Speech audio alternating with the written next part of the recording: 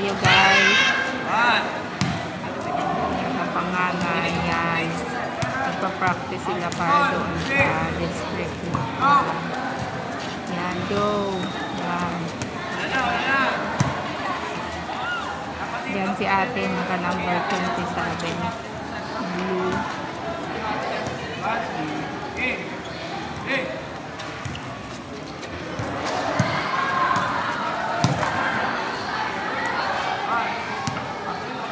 Ganitong daily routine ko kapag may pasok. Araw-araw na andito ako sa school para sa